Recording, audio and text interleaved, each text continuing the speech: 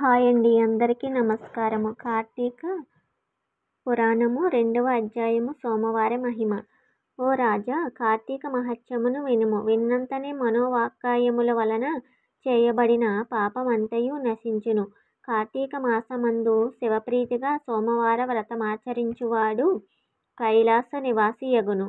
కార్తీక మాసమున సోమవారమందు స్నానము గాని, దానమును గాని, జపమును గాని చేసిన ఎడల అశ్వమేధ యాగముల ఫలమును పొందును.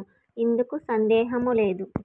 కార్తీక మాసమందు ఉపవాసము, ఒక పూట భోజనము, రాత్రి భోజనము, ఛాయానక్త భోజనము, స్నానము, తెలదానము, ఈ ఆరును ఉపవాస సమానము లగునని ఋషులు చెప్పిరి.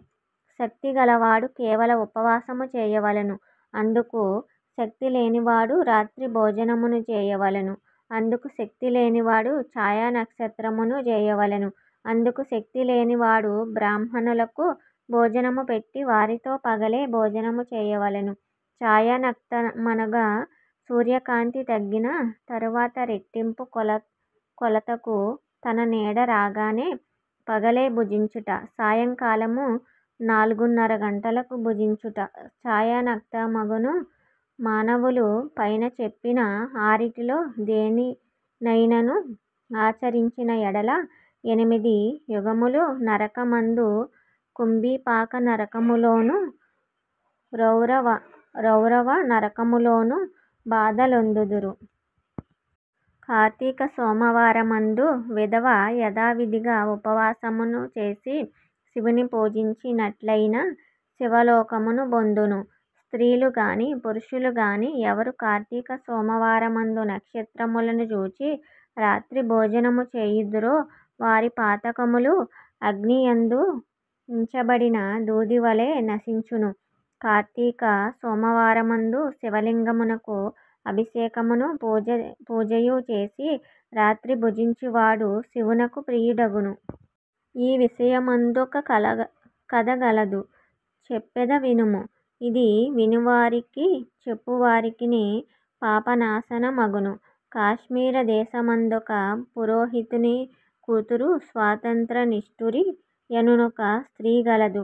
అది చక్కని రూపముతో మంచి యవ్వనముతో కూడియుండి తల దువ్వుకొని అలంకరించుకొని బహుగా మాట్లాడుచు జారిణియై యుండెడిది.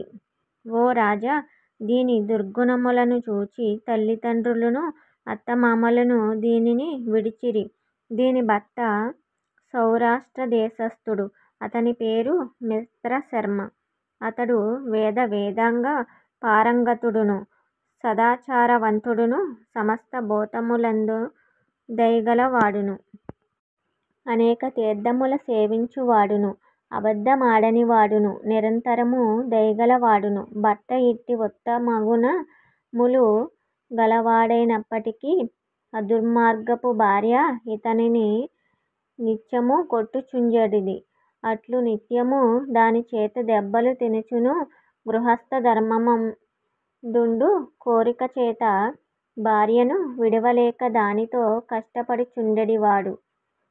ఋగ్వేదము, యజుర్వేదము, సామవేదము, అథర్వణ వేదము, అంగమూలనగా శిక్ష, వ్యాకరణము, ఛందస్సు, నిరుక్తము, ఔతిష్యము, కల్పము వీటిని సంపూర్ణముగా చదివినవాడు వేదాంగ పారంగతుడనబడును. ఈ మిత్రశర్మ భార్యకు కర్కశయనియు నామము గలదు. భర్తయైన మిత్రశర్మయు సంభోగ వాంఛచేత దీనియందు రాగముతో నుండెను. అంతనొకనాడు దీని రంకుమొగుడు ద్రవ్యములను, నగలను, వస్త్రములను తృప్తిగా ఇచ్చి నిరంతరము సంభోగమునకు నీ భర్త వల్ల భంగము కలుగుచున్నది గాన నీ భర్తను చంపుమని చెప్పగా అది సమ్మతించి రాత్రి భర్త తనతో సంభోగించి పిమ్మట నిద్రించగానే తను లేచి పెద్ద రాతిని తెచ్చి భర్త శిరస్సును కొట్టెను. ఆ దెబ్బతో అతడు మృతి నొందెను. తరువాత కర్కశ స్వయముగా తన భర్త శవమును వీపు మీద వేసుకొని తీసుకొని పోయి పాడి నూతిలో పడవేసెను. ఇట్లు భర్తను చంపి తరుణులను, పరస్త్రీ సంగమాభిలాషులను, కామశాస్త్ర ప్రవీణులను, వర్ణ సంకర కారకులను అయిన అనేక జాతి పురుషులతో ఆలింగన చుంబనాదులతో నిత్యము సంభోగము చేయుచుండెడిది. ఇంతేగాదు, భర్తయందు ననురాగముతో గూడియున్న భార్యలను దుర్బోధల చేత ఇతరులతో సంభోగము చేయించుచు ఏకపత్నీవ్రత పరాయణులను భంగపరచి వారితో సంభోగించుచు నిత్యము పరనింద చేయుచు పరద్వేషముల కలదై దేవతాద్వేషి అయి యుండెను. అది నిరంతరము దయాశూన్యయై ఆడంబరము చేతగాని నవ్వు చేతగాని కపటము చేతగాని విష్ణు పాదారవిందమును ధ్యానించలేదు, హరికథను విననూలేదు.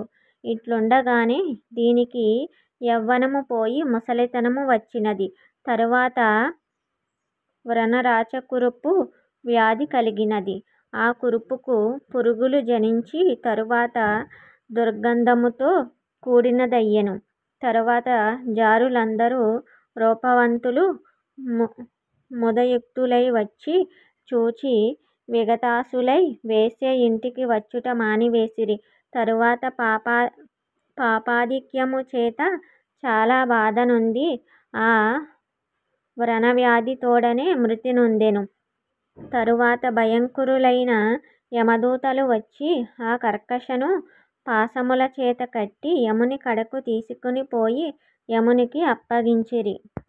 యముడు దానిని చూచి కోపము చేత కళ్ళెర్రజేసి దీనిని భయంకరమగు ముళ్ళతో గూడినదియు ఇనుముతో చేయబడిన స్తంభమును కాల్చి మండుచుండగా ఆలింగనము చేయించుడని కఠినమైన శిక్షను విధించెను. అంత యమాజ్ఞ మీద భటులు ఆ కర్కశను చేసిన పాపములను చెప్పుచు ఆ వేడి స్తంభమును సంభోగించుమనిరి. తరువాత దాని పాదములు రెండూ పట్టుకుని గిరగిరా త్రిప్పి రాతిమీద పెట్టి కొట్టిరి.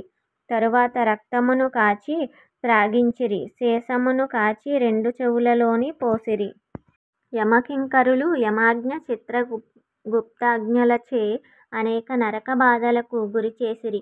ఆ కర్కశ ఎట్లు తన పితామహులతోనూ తన బాంధవులతోనూ తనకు పూర్వము 10 తరములు తరువాత 10 తరముల వారితో ఘోరములైన నరకములందు మహాబాధలు పొంది తరువాత భూమియందు జన్మించెను. భూమియందు 15 మారులు కుక్కగా జన్మించినది. అందులో 15వ జన్మ కళింగ దేశమందు బ్రాహ్మణుని ఇంటివద్ద కుక్కగా పుట్టి ఇంటింటికి తిరుగుచుండెను. ఇట్లుండగా ఒకప్పుడు ఆ బ్రాహ్మణుడు కార్తీక మాసమందు సోమవారము దినంబున పగలంతయు ఉపవాసము చేసి గృహమందు శివలింగాభిషేక పూజాదులను చేసి నక్షత్ర మండలమును చూచి గృహమునకు పోయి దేవనివేదన చేసి పిమ్మట బలిదానము కొరకు బయటకు వచ్చి భూమి మీద బలిని ఉంచి కాళ్ళు కడుగుకొని ఆచమనము చేసి తిరిగి ఇంటిలోనికి వెళ్ళెను. ఆ కుక్క ఆనాడు పగలంతయు ఆహారము కొద్ది అయినను దొరక నందున కృశించినదై కార్తీక సోమవారము రాత్రి విప్రుడు వేసిన బలిని భక్షించెను. ఆ బలి భోజనము చేత కుక్కకు పూర్వజాతి స్మృతి కలిగి బ్రహ్మణోత్తమా రక్షింపుమని పలికెను. ఆ మాట విని బ్రాహ్మణుడు బయటకు వచ్చి ఆశ్చర్యముతో గూడినవాడై, ఓ కుక్క, మా ఇంటిలో ఏమేమి చేసితివి రక్షింపుమనుచున్నావు అని అడిగెను. కుక్క ఇట్లనెను, ఓ బ్రాహ్మణోత్తమా, వినుము. నేను పూర్వజన్మమందు బ్రాహ్మణ స్త్రీని, పాపములను చేయుదానను, వర్ణ సంకరమును చేసిన దానను, అన్య పురుషులను మరిగి నిజ భర్తను చంపితిని. ఇవి మొదలైన పాపములు అనేకములు చేసి చచ్చి యమలోకమునకు పోయి అచ్చట అనేక బాధల నొంది తిరిగి భూమికి వచ్చి 15 మారులు కుక్కగా జన్మించితిని. చివరికి ఇప్పుడు నాకీ జన్మ జాతి స్మరణ కలిగినది. ఎట్లు కలిగినదో చెప్పుము, విని తరించెదను. ఆ బ్రాహ్మణోత్తముడి మాట విని జ్ఞానదృష్టితో చూచి తెలుసుకొని ఇట్లనియే, ఓ శునకమా, ఈ కార్తీక సోమవారము నాడు ప్రదోష సమయము వరకు భుజింపక ఇప్పుడు నేను ఉంచిన బలిని భక్షించితివి గనుక నీకు జాతి స్మృత కలిగినది. ఆ మాటను విని కుక్క, బ్రాహ్మణోత్తమా, ఈ కుక్క జాతి నుండి నాకెట్లు మోక్షము గలుగునో చెప్పమని విప్రుని అడిగెను. ఆ కుక్క ఇట్లు ప్రార్థించగా, పరోపకార బుద్ధితో కార్తీక సోమవారములందు తాను చేసిన పుణ్యములో ఒక సోమవార పుణ్యమును కుక్కకు ధారపోసెను బ్రాహ్మణుడు. సోమవార పుణ్యమును ఇయ్యగానే కుక్క దేహమును విడిచి ప్రకాశించుచున్న శరీరము గలదై ప్రకాశించడి వస్త్రములను మాల్యములను ధరించి ఆభరణాలంకృతయై తన పితరులతో కూడా కైలాసానికి పోయి అచ్చట పార్వతీదేవి వలె శివునితో కూడా ఆనందించుచుండెను. కాబట్టి కార్తీక మాసమందు సోమవార వ్రతము ఆచరించదగినది. ఎవరు కార్తీక సోమవార వ్రతమును చేయుదురో వారికి మోక్షము హస్తమందుండును. కాబట్టి ఓ జనక మహారాజా, పుణ్యప్రదమైన కార్తీక వ్రతమును నీవు చేయుము. కార్తీక పురాణము 2వ అధ్యాయము సమాప్తము.